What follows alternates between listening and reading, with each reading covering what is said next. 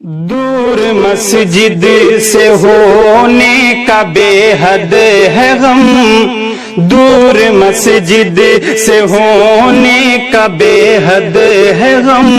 اس برس عید کیسے منائیں گے ہم، دور مسجد سے ہونے کا بے حد ہے غم، اس برس عید کیسے منائیں گے ہم۔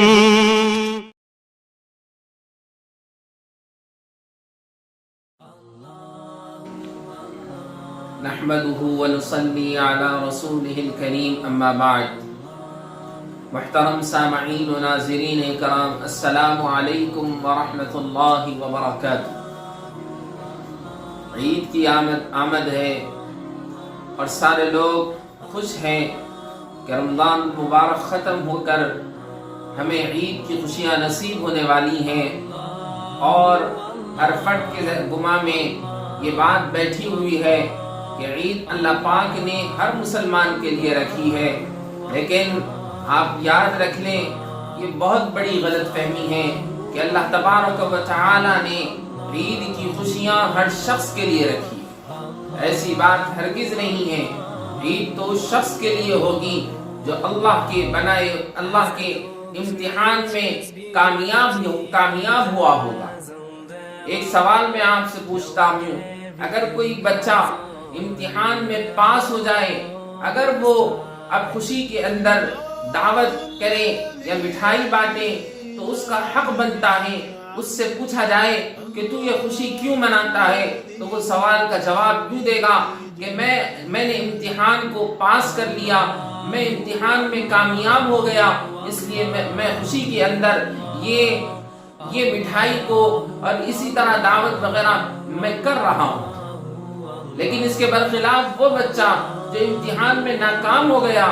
اور جب رزلٹ آیا اور نتیجہ آیا اس کے مقدر میں ناکامی لکھی گئی، تو بتائیے کیا وہ بچہ، کیا وہ لڑکا، کیا وہ طالب علم اپنے اس ناکامی پر خوشی منائے گا؟ کیا اس ناکامی پر وہ مٹھائی بانٹے گا؟ کیا اس ناکامی پر وہ دعوت کرے گا؟ ہرگز نہیں۔ اگر کوئی ایسا کرتا ہے تو دنیا اسے بے غیرتی کا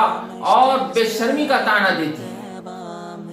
تو معلوم ہوا کہ بندہ خوشی اس وقت مناتا ہے جب وہ کسی چیز میں کامیاب ہوتا ہے، اپنے مقصد میں کھرا اترتا ہے، اپنے مقصد کو پا لیتا ہے، تو پھر وہ خوشی مناتا ہے، پھر وہ اپنے خوشی کا اظہار کرتا ہے۔ لیکن جس کو مقصد حاصل نہ ہو، جس کو کوئی جو ہے اپنے کام کا فائدہ حاصل نہ ہو، جس کا نتیجہ، جس کا رزلٹ پورا بیکار آیا ہو، وہ اپنی خوشی نہیں منا سکتا۔ اس کا دل اداس ہوتا ہے، اس کی طبیعت بے چین ہوتی ہے، اس کا ذہن جو ہے مایوس ہو جاتا ہے، اس کے چہرے پر ندامت ہوتی ہے۔ لیکن ہم دیکھتے ہیں کہ رمضان کو اللہ پاک نے امتحان بنایا تھا، اس کو ہم نے امتحان نہیں سمجھا۔ آپ بتائیے کہ اللہ پاک نے اس رمضان المبارک کے اندر اللہ نے ایک امتحان لیا تھا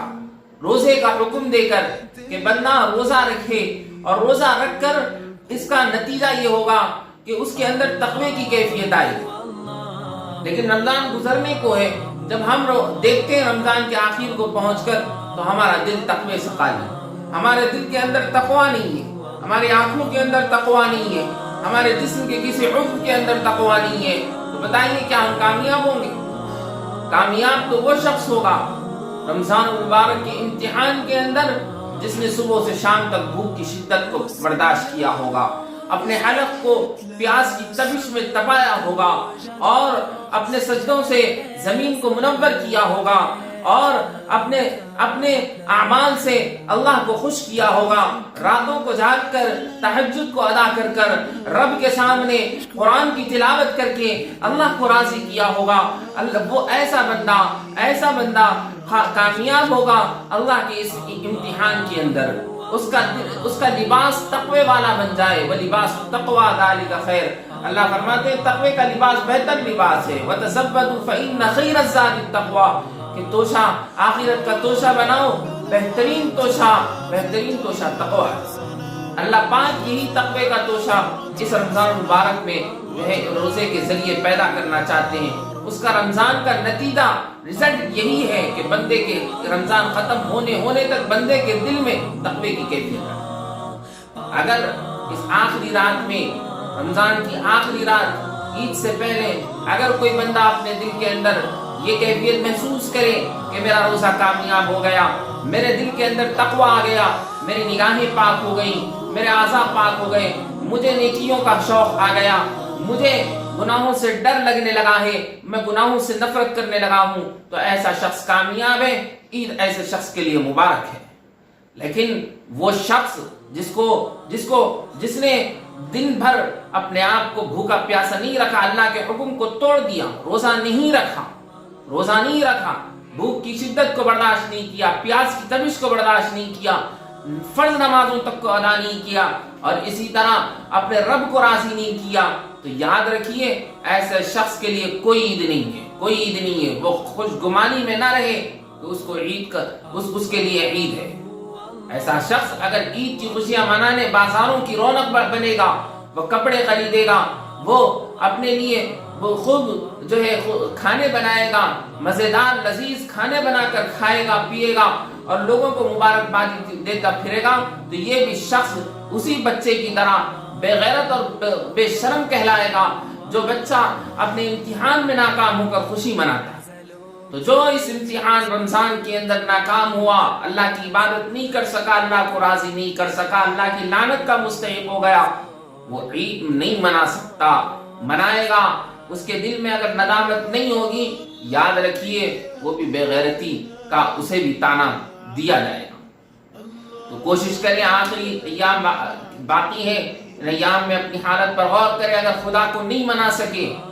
رمضان کا حق ادا نہیں کر سکے، تو پھر اللہ کے سامنے عاجزی کریں، لیلۃ الجائزہ جب آ جائے تو اللہ کے سامنے سجدہ ریز ہو جائے، اپنے گناہوں کی مغفرت مانگے اور اپنے اللہ کو راضی کرنے کی بھرپور کوشش کریں۔ اگر